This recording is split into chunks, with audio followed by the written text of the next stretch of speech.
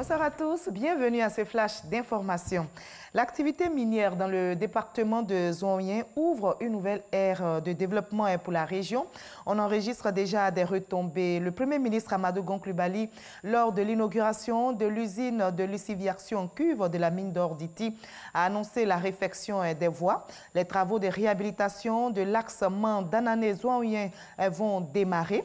Il a aussi évoqué la réalisation d'autres infrastructures dans le domaine notamment de l'éducation et de la santé. On y reviendra ce soir à 20 h.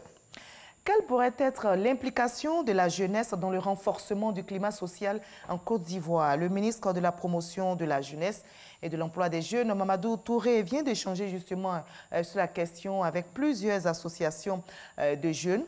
C'est une initiative d'une ONG internationale chargée des affaires économiques sociales des Nations Unies. Et à l'issue de cette rencontre, les jeunes ont pris l'engagement d'être de véritables acteurs de paix. Godfrey Okambawa.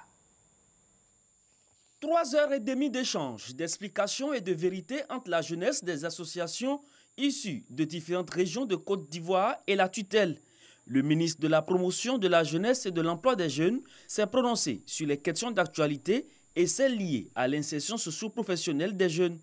Cette initiative de la coordination du projet Jeunes, Paix et Sécurité de l'ONG UNDESA du département des affaires économiques et sociales des Nations Unies vise au renforcement du dialogue entre les autorités et la jeunesse ivoirienne.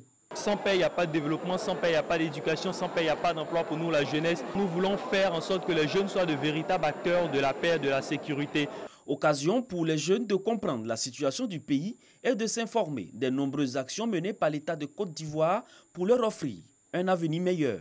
Le gouvernement est disposé pour ramener la paix au sein de la jeunesse. Seulement chacun doit y mettre du tien pour le vivre ensemble. Pour le ministre Mamadou Touré, cette rencontre est une belle initiative. Elle vient apporter des messages pour rassurer la jeunesse. Vous avez les activités génératrices des revenus. Avec le financement direct aux jeunes, nous avons près de 130 000 jeunes les 2 prochaines années qui vont bénéficier donc de ce financement. Nous avons une jeunesse mature, une jeunesse responsable, une jeunesse qui a son opinion propre sur ce qu'est le présent et l'avenir de ce pays.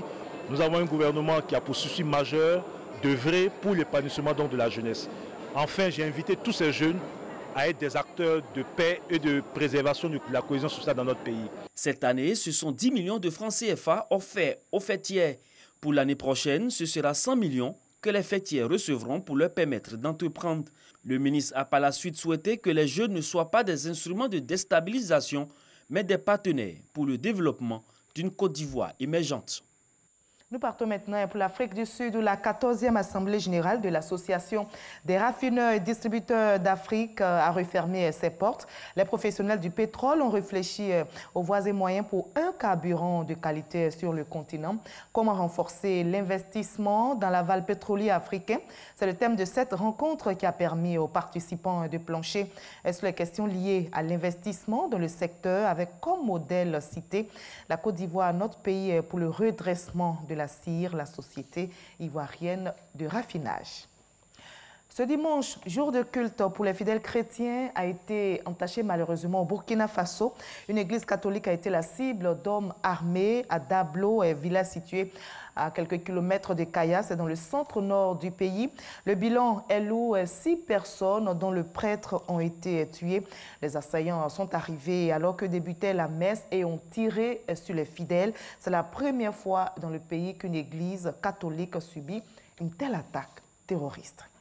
Au Bénin, une cinquantaine d'intellectuels pressent Patrice Talon, le président béninois, d'invalider les résultats du dernier scrutin dans un appel de la communauté scientifique. Ces intellectuels béninois et étrangers demandent au président d'organiser de nouvelles législatives. Dans leurs lettres, ces professeurs, philosophes, anthropologues, historiens ou encore écrivains reviennent sur la richesse historique et culturelle du Bénin et sur sa stabilité démocratique avant de partager leurs inquiétudes suite à la crise post-électorale qui a fait au moins, je rappelle, 4 morts. En Afrique du Sud, l'ANC a remporté les législatives. Le parti historique de Nelson Mandela a récolté un peu plus de 57% des suffrages, un score qui lui assure une majorité absolue à l'Assemblée nationale.